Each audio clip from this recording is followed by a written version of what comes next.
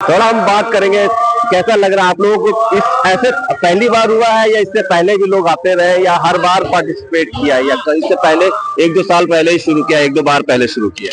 देखिए, बड़े खुशी की बात है हमको ये बताते हुए कि ये सदगुरु कबीर धर्मदास वंशावली का प्रमुख सेंटर दामाखेड़ा में है, और उस गद्दी का ये निरंतर 1977 का जो कुंभ था, उस कुंभ का मैं भी भागीदार रहा हूँ। उस कुंभ से लगातार हर कुंभ में 12 वर्ष में जो कुंभ लगता है उसमें हमारी छावनी लगती है। और मैं स्वयं महान शिव शंकर कमल कानपुर से बिलोंग करता हूँ, और ये धर्मदास प्रतिनिधि सभा का उत्तर प्रदेश का प्रतिनिधित्व भी करता हूँ। तो इस यहाँ पर निरंतर बहुत बड़े विशाल रूप में हमारा सम्मेलन लगता है। तो ये 77 के बाद, वैसे पहले से भी लगातार चले आ रहे हैं। जितने भी हमारे कुंभ चलते हैं, चारों जगह हमारी छावनी लगती है दामाखेड़ा गद्दी की। हाँ, जब भी कहीं भी जगह, हरिद्वार में, उज्जैन में भी। तो ये कबीर पंथ एक दुनिया में सदगुरु कबीर साहब का प्रेम, ममता, करुणा का संदेश देने के लिए हमारे जो यहाँ के प्रचारक हैं, आचार्य गद्दी है, और उसके बाद महंत गण है, वो सभी लोग यहाँ पधारते हैं।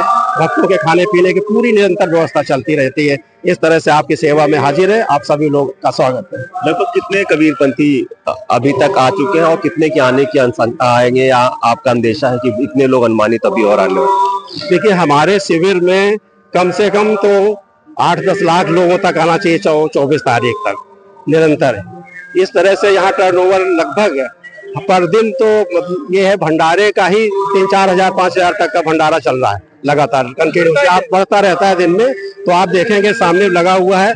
और सुबह 8 बजे 11 बजे शुरू होता है भंडारा, और रात में जब तक रहेगा 10-11 बजे, 6 बजे बंद हो जाएगा बनाने वाला, लेकिन जो बचता है वो 10-11 बजे तक सबको मिलता रहता है। जी जी। एक ये लगातार हम दूसरे बोर्ड देख रहे हैं। आपने कहा समता, मानवता, प्रेम का संदेश देने के लिए कबीर साहब जाने जाते हैं। बाकी के बोर्ड देख रहे हैं, सनातन के लिए एक हो जाओ, और तमाम चीजें हैं कि हमें हिंदू धर्म की रक्षा करनी, इनके बोर्ड लगे हुए हैं। तो जब सनातन की बात आती है तो फिर कबीर पंथ की थोड़ा सा बात होनी चाहिए कि कबीर पंथ और सनातन में क्या इस तरह का डिफरेंस है। क्या आप भी इसको मानते हैं, सनातन की रक्षा करनी चाहिए, या हिंदू धर्म की रक्षा करने के लिए इस महाकुंभ में आए? देखिए, जहाँ तक सनातन का बात है, सनातन एक सत्य से जुड़ा हुआ जो निरंतरता में प्रतीक है। वो ऐसा है कि किसी पद्धति को बीच में अपना ले, अगर वो अपने को सनातन कहें, ऐसा नहीं है। कबीर साहब का जो सत्य का संदेश है वही सनातन है। वही प्रेम, करुणा, मतलब मानवता का जो सिद्धांत है वही सनातन है।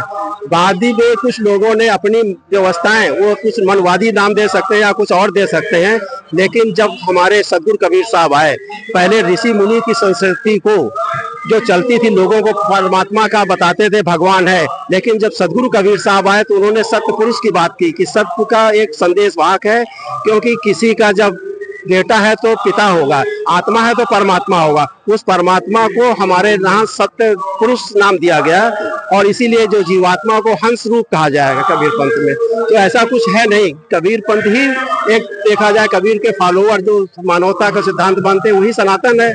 बाकी व्यवस्थाएं तो अलग अलग दुनिया में लोगों ने मान रखा है और सिस्टम को बिगाड़ रखा है।